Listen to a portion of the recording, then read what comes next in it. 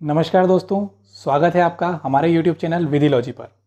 आज हम लोग मध्य प्रदेश राज्य सुरक्षा अधिनियम 1990 का जो फाइनल पार्ट है यानी कि सेक्शन 25 से आज हम उसका आगे का जो पार्ट है वो कवर करने वाले हैं। जैसा कि दोस्तों हमने पिछली वीडियो में देखा सेक्शन 15 से कि कब एक व्यक्ति जो है अगर वो किसी आदेश का जो कि 3, 4, 5 और 6 धाराओं के अंदर दिया गया है उसका उल्लंघन करता है तो उसके ऊपर क्या शास्ति की जा सकेगी, या फिर जैसे कि हमने देखा सेक्शन 18 जिसके अंतर्गत उपखंड मजिस्ट्रेट या अपर जिला मजिस्ट्रेट को जो शक्तियाँ प्रत्यायोजित की सकती है जिला मजिस्ट्रेट की राज्य सरकार के द्वारा, या फिर जैसा कि हमने देखा सेक्शन 21 राज्य सामूहिक जुर्माना जो है किसी क्षेत्र या किसी एक पर्टिकुलर पार्ट पर लगा सकता है और उसके अंदर किसी को छूट दे सकता है।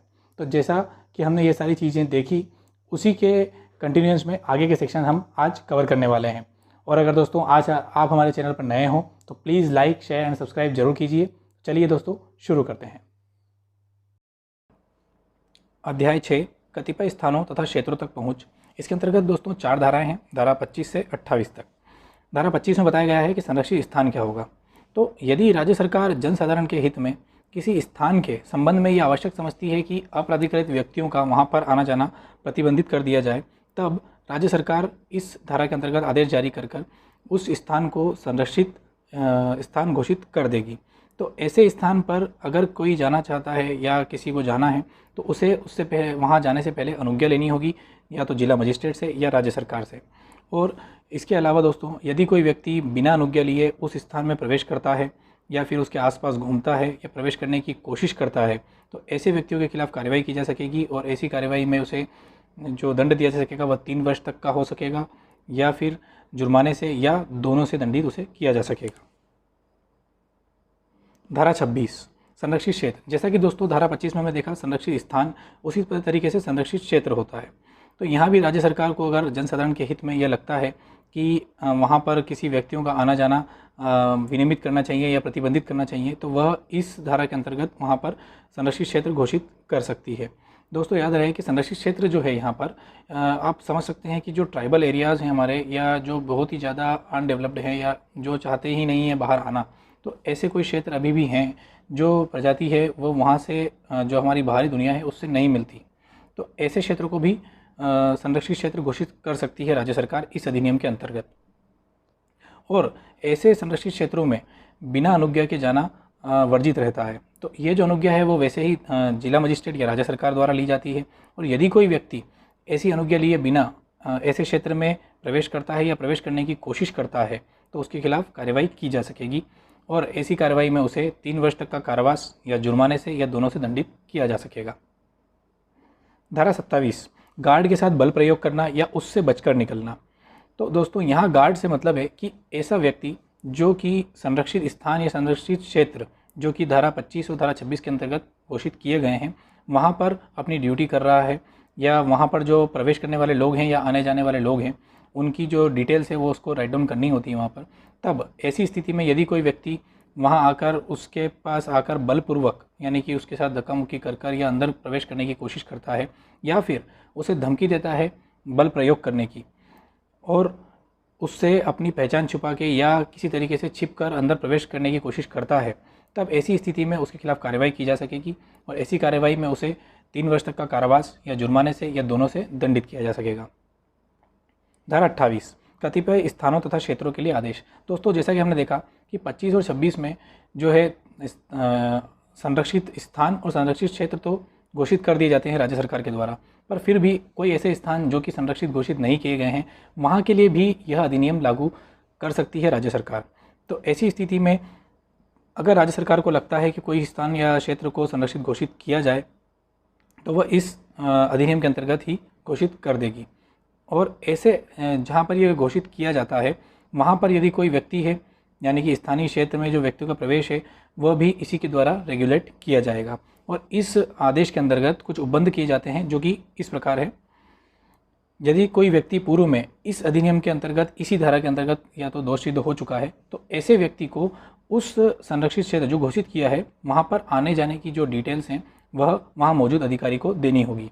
और वहाँ पर जो भी व्यक्ति निवास कर रहे हैं या जो पहले से वहाँ रह रहे हैं या जो आना जाना करते हैं उनको प्रवेश पत्र साथ रखना होगा ताकि वह जब उनसे पूछा जाए तो वह उसे दिखा सके। या फिर ऐसे आने जाने के वक्त यदि कोई वस्तु वहाँ पर जो मौजूद अधिकारी हैं या गार्ड हैं उनको संदेहास्पद लगती है, जो कि ऐसा लगता है कि वो लोक व्यवस्था को हानि पहुँचा सकती है, तो वो उसे वस्तु को प्रतिबंधित कर सकते हैं। और जो उपरोक्त दिए गए उपबंध हैं इनमें सरकार जब भी चाहे मतलब उपांतरण कर सकती है, यानी कि छूट दे सकती है या इसके अंदर कुछ एड ऑन कर सकती है, जैसा भी वह चाहे। और यदि कोई इन उपबंधों का उल्लंघन करता है तो उसे 3 वर्ष तक की सज़ा या जुर्माने से या दोनों से दंडित किया जा सकेगा।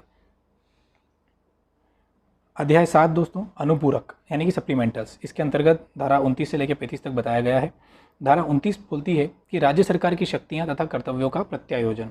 दोस्तों जैसा कि हमने धारा 18 में पढ़ा था कि जिला मजिस्ट्रेट की शक्तियों का तथा कर्तव्यों का प्रत्यायोजन, ठीक उसी प्रकार यहाँ पर राज्य सरकार की शक्तियाँ तथा कर्तव्यों का प्रत्यायोजन यानी कि डेलीगेशन बताया गया है। तो यहाँ यह उपबंधित किया गया है कि राज्य सरकार जो है आदेश द्वारा अपनी सारी शक्तियाँ जो है वो जिला मजिस्ट्रेट से अनिम्न पद श्रेणी के अधिकारी को ट्रांसफ़र कर सकती है। इसका मतलब ये है कि धारा 21 और धारा 30 को छोड़कर, यानी कि जो धारा 21 में दिया गया है सामूहिक जुर्माना अधिरोपित करने का जो राज्य सरकार का जो अधिकार है वो, और धारा 30 के अंतर्गत दिया गया है नियम बनाने की शक्ति राज्य सरकार की। तो इन दो को छोड़कर बाकी जो भी शक्तियाँ और कर्तव्य इस अधिनियम के अंतर्गत राज्य सरकार को दिए गए हैं, वह राज्य सरकार एक आदेश के द्वारा जिला मजिस्ट्रेट से अनिम्न पद श्रेणी के अधिकारी को ट्रांसफ़र या प्रत्यायोजित कर सकती है।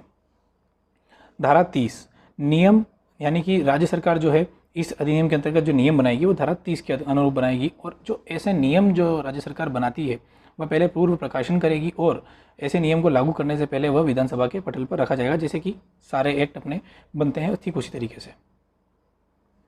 धारा 31 अपराध के प्रयत्न के लिए शास्ति। दोस्तों अभी तक अपन ने जो पढ़ा वह अपराध के लिए शास्ति थी, यानी कि अपराध के लिए जो दंड उपबंधित है वह थे। यहाँ बताया गया है धारा 31 के अंतर्गत कि जो अपराध के प्रयत्न करेंगे उसके लिए क्या शास्ति होगी। तो दोस्तों यहाँ वही दंड दिया जाएगा जो कि उस अपराध के लिए उपबंधित है, यानी कि अगर कहीं दिया गया है 3 वर्ष तक की सज़ा या जुर्माना या दोनों से, तो वही यहाँ पर भी दिया जाएगा। धारा 32 अपराधियों को संशय देने के लिए शास्ति। तो यहाँ पर यह बताया गया है कि जो कोई इस अधिनियम के अंतर्गत अपराधी को संशय देगा उसके लिए जो दंड है वह वही होगा जो उस व्यक्ति को दिया गया है।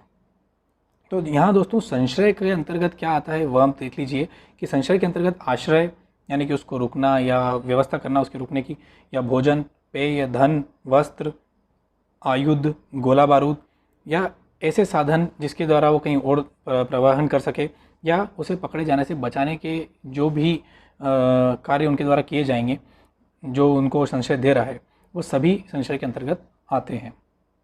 धारा 33 परित्राण, यानी कि इंडेमनिटी, यानी कि कोई हानि से सुरक्षा। तो यह धारा जो है दोस्तों यह स्पेशली राज्य सरकार और उसके अधिकारी जो है उनके लिए बनाई गई है कि यदि कोई व्यक्ति जो राज्य सरकार द्वारा नियुक्त है वह कोई कार्य इस अधिनियम के अंतर्गत जो दिए गए आदेश हैं उसको अनुसरण करते हुए सद्भावपूर्वक कोई कार्रवाई करता है, और ऐसे में यदि उससे किसी का कोई नुकसान हो जाता है तब उसके खिलाफ कोई विधिक कार्रवाई नहीं की जाएगी। ठीक उसी प्रकार दोस्तों यदि राज्य सरकार के आदेश द्वारा कोई ऐसा कार्य करता है जिससे कि कोई नुकसान हो जाता है या नुकसान होने की संभावना है, तब राज्य सरकार के विरुद्ध कोई विधिक कार्रवाई नहीं की जाएगी।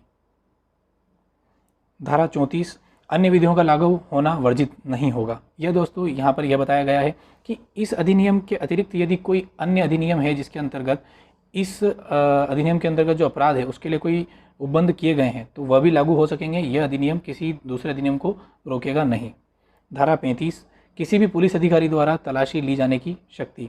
यहाँ यह उपबंध किया गया है दोस्तों कि कोई भी पुलिस अधिकारी या राज्य सरकार द्वारा निमित्त या नियुक्त किया गया ऐसा व्यक्ति जो कि इस अधिनियम के अंतर्गत नियुक्त किया गया है वह स्थानीय क्षेत्र या स्थानीय जो संरक्षित स्थान है या जो क्षेत्र है वहाँ पर जो आने जाने वाले व्यक्ति हैं या फिर उनके साथ जो आने जाने वाले व्यक्ति हैं या जो यान या कोई वस्तु जो वो ला रहे हैं उन सब की तलाशी ले सकेगा।